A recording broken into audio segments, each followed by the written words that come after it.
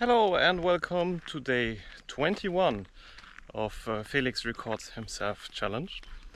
Somehow I'm slightly giving up on the interruption-free recording because it just does not fit in the way of how I am able to record with my daily life, my work and my university studies at the same time. So now I'm doing it every second day. So the goal of being consistent can be achieved a little bit more realistically. Today, as you can see, we are outside again at pretty much the same spot as I stopped recording at the last vlog, where I showed again my bicycle. And today is more like the middle of the day. It's 4 o'clock, so it's a little bit better to try 30 FPS without ND filter at faster shutter speeds, so I can check out how the footage looks like and compare it more fairly and equally to 60 FPS and such. Because during the last recordings I noticed that 30 FPS looks quite nice, not as bad as I remembered it. And honestly, if it's possible for me to record 30 FPS without any ND filters, because as I said, I really hate ND filters. They are just so much of a hassle. Then recording in 30 FPS gives much more possibilities.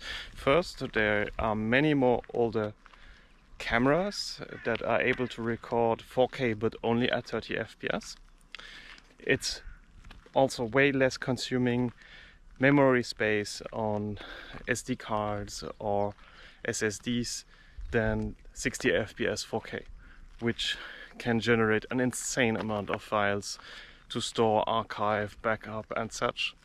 And 30 FPS is the half of it, so it should cut the necessary memory space by half, right? This was the GoPro footage, but now let me start to record a little bit of B-roll footage that I will insert just after this.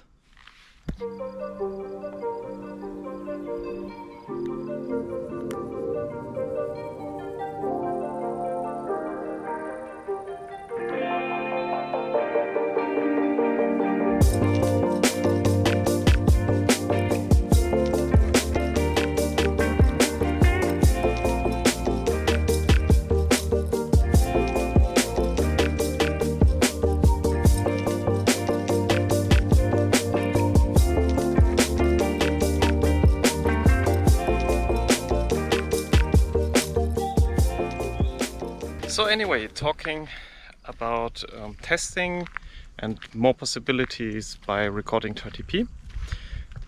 I love the video quality of the Fuji X-T3, but usually it's not very suitable for doing run and gun video shooting, documentary shooting at all if you don't stabilize it, because it doesn't have IBIS and it just does a big difference in my opinion. But I'm a huge fan of Fujifilm. So I guess what I'm going to do when I accomplish the 30 days, I want to try different concepts. I want to check out how is it to record with a more video-oriented Fujifilm, like for example the X-H1 or the X-H2. But the thing is, I don't want to sink $2,000 into trying it.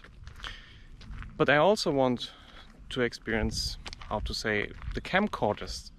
I have such a fascination right now with the old style of camcorders, and they are still around. The big brands have different types of camcorders that usually also can record 4K, and they have different advantages compared to, for example, the Fujis, even compared to expensive Fujis as the X-H2, because usually the unit between the camera and the lens allows to zoom without losing focus, which can be very efficient documentary wise. They have integrated ND filters, and the stabilization of the lens is usually not just shifting some lens units and the sensor around, but usually it's more like the whole unit is stabilized as a gimbal and much more smooth in run gun stabilization. So I really want to give this concept also a shot. So my plan is, when I have achieved the 30 days, to get somewhere second-hand X-H1,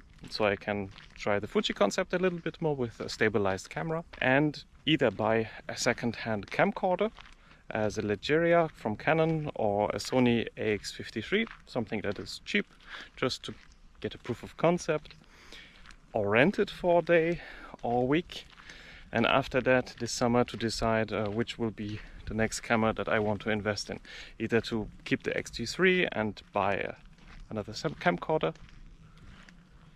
either keep the X-T3 and buy another camcorder, or upgrade the X-T3 in the Fujifilm system with, for example, an X-H2 or an X-S20. But that's something I will see in 10 days when I finish the channel. Anyway, that's enough for today.